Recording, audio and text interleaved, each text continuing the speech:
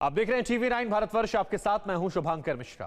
देश में लॉकडाउन का चौथा दिन है और यह भरोसा है कि अपने और अपनों के लिए एक जिम्मेदार नागरिक होने के नाते आप लॉकडाउन का बखूबी पालन कर रहे होंगे। लेकिन एक मीडिया कर्मी होने के नाते मुझे ऑफिस आना पड़ता है और ये मेरी मजबूरी नहीं बल्कि मेरी ये जिम्मेदारी है। लेकिन पूरी दुनिया में इस वक्त 3 सवाल घूम रहे हैं। दुनिया भर में 28,000 से ज्यादा लोग मौत का जिम्मेदार कौन है? 6 लाख से ज्यादा लोगों का मौत के मुहाने पर आखिर वो कौन है जिसने पहुंचाया? दुनिया के 3 अरब आबादी किसकी वजह से घरों में कैद है? और इसका जवाब है चीन। सिर्फ एक जवाब है चीन। एक ऐसा मुल्क जिसकी सनक ने दुनिया को दशकों पीछे धकेल दिया। कैसे और क्यों, ये हम आपको बताते हैं। नवंबर का महीना था। वुहान में सर्दी दस्तक देने लगी थी। इसी दौरान वुहान के सबसे बड़े अस्पताल वुहान मेडिकल ट्रीटमेंट सेंटर में बुखार के मरीजों की तादाद बढ़ने लगी। हफ्ते भर में 44 मरीज वुहान के इसी अस्पताल में भर्ती हो चुके थे। शुरुआत में इसे एक आम तरह का निमोनिया समझा गया। हालांकि वुहान के कुछ अखबारों में एक वायरस को लेकर खबरें छपने से ये बात आम लोगों तक भी पहुंच चुकी थी। नवंबर में जब सिर्फ 44 केस सामने आए थे, तभी से चीन की सरकार की चालबाजी शुरू हो गई थी। लोगों को बताया जा रहा था कि ये सिर्फ आम तरह का निमोनिया है। दिखावे के लिए वुहान की नालियों और सड़कों की सफाई की जाने लगी ताकि लोग समझें कि हालात सामान्य हैं।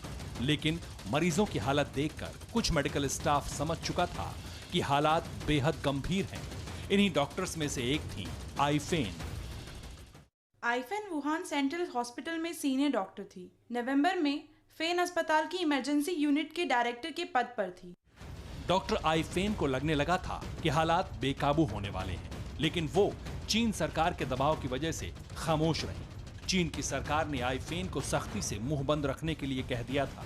इस दौरान वुहान में वायरस फैलना शुरू हो गया, लेकिन चीन दुनिया के सामने कछुए की तरह रेत में सिर छिपाकर मासूमियत का ढोंग करता रहा। 31 दिसंबर को चीन ने WHO यानी वर्ल्ड हेल्थ ऑर्गेनाइजेशन को यह जानकारी दी कि उसके यहाँ एक नए तरह के निमोनिया के लक्षण पाए गए, यानी कोरोना का मामला सामने आने के करीब 2 महीने बाद। इतना ही नहीं, बताया यह भी गया कि वुहान के सी फूड मार्केट से रिलेटेड है और यही वजह है कि 31 जनवरी को चीन के वुहान के इस सी फूड मार्केट को बंद कर दिया गया। लेकिन जब तक ये फैसला लिया गया, तब तक इस वायरस ने अपना कहर दिखाना शुरू कर दिया था। 9 जनवरी को चीन में कोरोना से पहली मौत हुई। चीन ने 2 दिन बाद यानी 11 जनवरी को इसके बारे में दुनिया को बताया। फरवरी आते आते 2000 से ज्यादा लोग मारे जा चुके थे। इनमें वुहान मेडिकल सेंटर के 4 डॉक्टर भी शामिल थे, जिसने अस्पताल में इमरजेंसी यूनिट डायरेक्टर को झकझोर दिया। अब जब कोरोना दुनिया भर में कोहराम मचा रहा है, जब चीन की इस डॉक्टर के सब्र का बांध टूट गया, तब 4 दिन पहले चीन की एक मैगजीन रिन्वो को दिए इंटरव्यू में आईफेन ने बताया कि अगर मुझे पता होता कि इस तरह के हालात होने वाले हैं, वायरस इतने लोगों की जान ले लेगा, तो मैं किसी की परवाह नहीं करती। मैं पूरी दुनिया में ये बात सबको बताती। जिस भी जरिए से होता, मैं दुनिया को सभी जानकारी देती, फिर चाहे मुझे पूरी जिंदगी जेल में ही क्यों नहीं रहना पड़ता। डॉक्टर फेन ने जैसा कहा, हुआ भी वही। चीन के झूठ को दुनिया को बताने वाली डॉक्टर आईफेन इंटरव्यू के बाद से ही गायब है।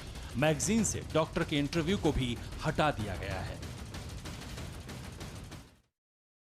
कोरोना पर चीन के पाप का खुलासा करने वाले डॉक्टर अब कहां पर हैं, किस हालात में हैं, ये कोई भी नहीं जानता।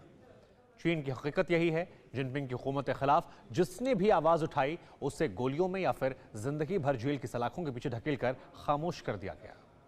ऐसी एक आवाज डॉक्टर ली की भी थी। चीन की करतूतों की वजह से उन्हें अपनी जान गंवानी पड़ी। दुनिया जब चीन की करतूतों से करा रही थी, तब इस बेगैरत पड़ोसी मुल्क के हर पाप से पर्दा उठता जा रहा था। हम आपको एक और रिपोर्ट दिखाते हैं, जरा देखिए कोरोना पर चीन के झूठ का एक और मक्कारी का पन्ना जो आपको हैरान कर देगा। चीन को लेकर यह आपके जहन में बहुत सारा गुस्सा भी पैदा करेगा। कोरोना के मरीजों की लगातार देखभाल की जा रही है। लाखों मास्क और मेडिकल इक्विपमेंट बनाए जा रहे हैं। वुहान लॉकडाउन है, लोगों को घरों में रहने के लिए कहा गया है। 7 दिन में अस्पताल बना दिया गया। फरवरी में जब कोरोना वुहान में कहर बरपा रहा था, तब चीन दुनिया को इसी तरह की तस्वीरें दिखाकर खुद की करतूतों पर पर्दा डालता रहा। दुनिया भी समझती रही कि चीन पर मुसीबत आई हुई है, इसलिए उसका साथ देना चाहिए, लेकिन हकीकत इससे अलग थी। ये वो तस्वीरें हैं जो चीन दुनिया को नहीं दिखाना चाहता। वुहान के अस्पताल का ये वीडियो उस वक्त का है जब कोरोना के मरीजों की संख्या रोजाना हजारों की रफ्तार से बढ़ रही थी। तब ये तस्वीरें चीन की पोल खोल रही थी। इन तस्वीरों को वुहान के एक शख्स फॉग बिन और ह्यूमन राइट लॉयर चेन कुशी ने शूट किया। दोनों कोरोना पर चीन के झूठ को लेकर इसी तरह के कई वीडियो पोस्ट करते रहे। फरवरी में चीन की सरकार ने दोनों को गायब कर दिया, जिसके बाद चेन की मां ने दुनिया से बेटे को खोजने की अपील की। चेन की मां ने बताया कि वो कई दिनों से अपने बेटे को खोज रही है, लेकिन कोई पता नहीं चला है। लेकिन दोनों के गायब होने से चीन के पाप का सच दुनिया के सामने आ चुका था। कोरोना को लेकर चीन कैसे त्रासदी लाने वाला है, इसका खुलासा चीनी ही करने लगे थे। जब वायरस का कहर पूरे जोर पर था तब चीन के अस्पतालों की ऐसी हालत थी, लेकिन चीन दुनिया के सामने सब ठीक होने का ढोंग करता रहा। चीन की करतूतों की तस्वीरें भी छन कर दुनिया के सामने आती रहीं। ये तस्वीरें भी वुहान के एक अस्पताल की हैं, जहां एक शख्स कोरोना के मरीज को लेकर पहुंचा था, लेकिन अस्पताल ने भर्ती करने से इनकार कर दिया, जिसके बाद इस शख्स ने गुस्से में अस्पताल के कर्मचारियों के साथ जमकर मारपीट की।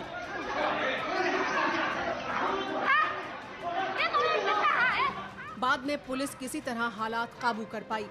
चीन जिस वक्त दुनिया के सामने कोरोना पर काबू करने का दावा कर रहा था, तब ये तस्वीर चीन की मानवाधिकार कार्यकर्ता जेनिफर जैंग ने सोशल मीडिया में पोस्ट की है। ये तस्वीर चीन की मानवाधिकार कार्यकर्ता जेनिफर जैंग ने सोशल मीडिया में पोस्ट की। जेनिफर मूल रूप से चीन के सिचुआन प्रोविंस की रहने वाली हैं। चीन की सरकार के दमन के खिलाफ अपनी आवाज उठाती रही हैं। 2001 के बाद से ही जेनिफर ऑस्ट्रेलिया में शरणार्थी की जिंदगी जी रही हैं। जेनिफर भी चीन के उन सैकड़ों लोगों में से हैं जिन्हें चीन की दमनकारी नीतियों की वजह से अपना घर-बार, परिवार सब कुछ छोड़कर ऑस्ट्रेलिया में शरण लेनी पड़ी थी। वैसे आपको बता दें कि जेनिफर इससे पहले कोरोना को लेकर चीन में मौत के आंकड़ों पर भी गंभीर सवाल खड़े कर चुकी है। चीन अपने यहां कोरोना से 3000 से ज्यादा मौत का दावा करता है, जबकि यह आंकड़ा जो है ये लाखों में हो सकता है। वैसे ये सिर्फ दावे हैं। आखिर चीन में सच बाहर क्यों नहीं आ पाता, ये जानना भी बहुत आवश्यक है और इसकी पड़ताल हमने की। जरा ये भी रिपोर्ट देखिए। आबादी में दुनिया में नंबर 1 और क्षेत्रफल में दुनिया में नंबर 4। लेकिन मजाल है कि 145 करोड़ की आबादी वाले चीन में कम्युनिस्ट सरकार की मर्जी के खिलाफ एक पत्ता भी हिल जाए।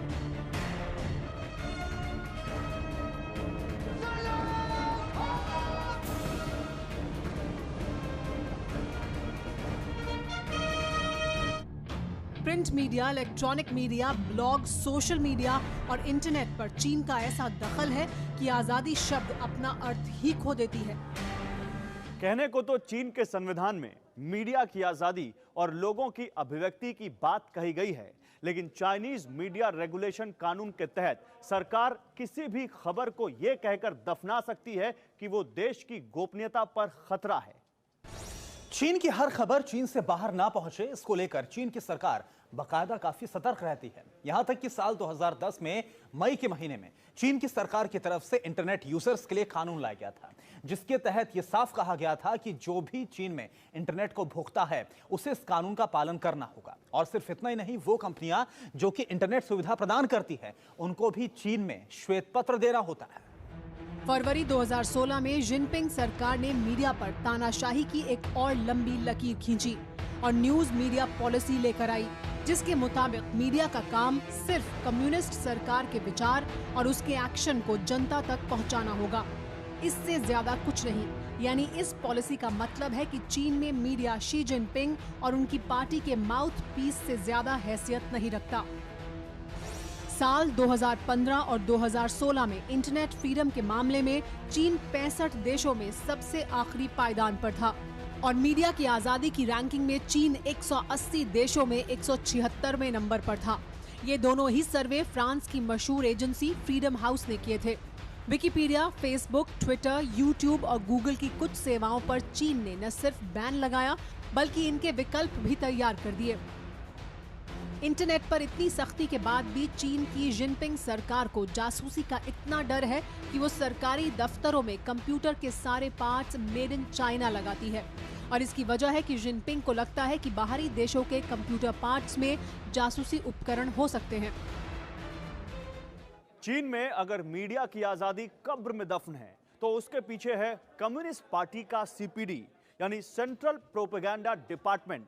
इस डिपार्टमेंट की जद में प्रिंट, रेडियो, इलेक्ट्रॉनिक, यहां तक कि टीवी चैनलों पर प्रसारित होने वाले एड और सीरियल्स तक आते हैं।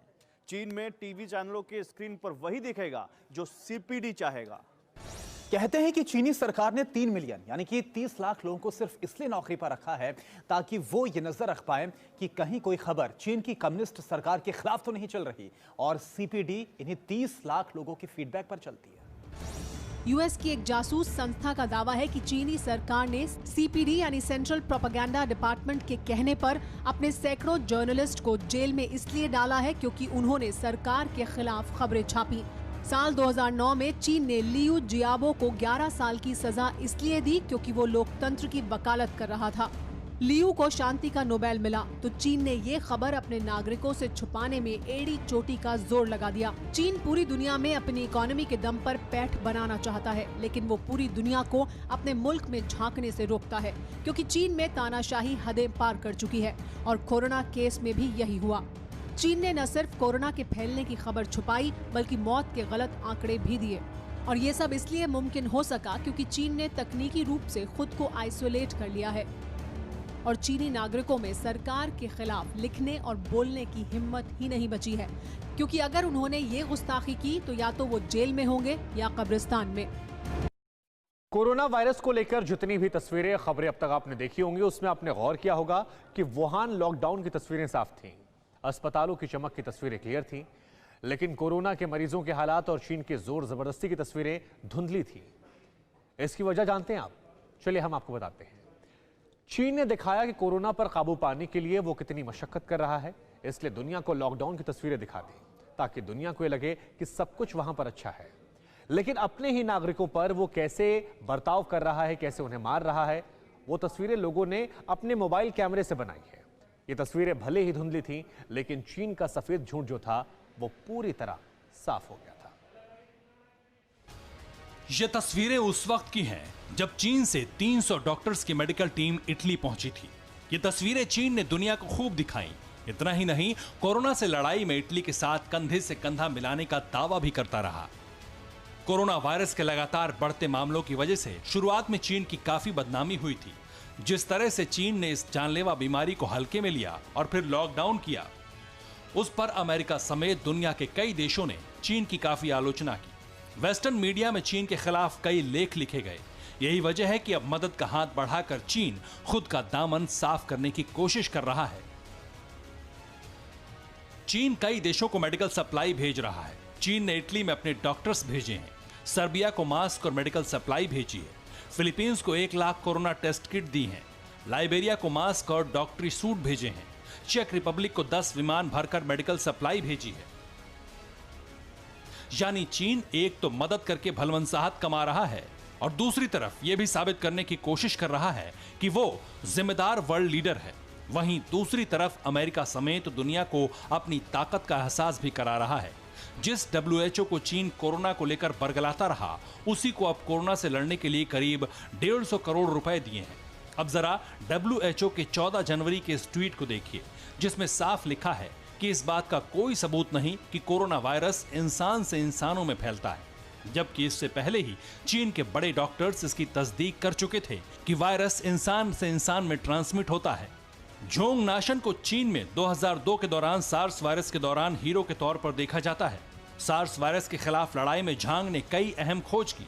सवाल यह है कि अपने ही देश के सबसे बड़े डॉक्टर की बात चीन ने दुनिया से आखिर क्यों छिपाई? जाहिर है, अगर कोरोना पर चीन पारदर्शिता बरतता तो शायद दुनिया इस आपदा से निपटने की बेहतर तैयारी कर पाती और तब इतनी जानें नहीं गंवानी पड़ती।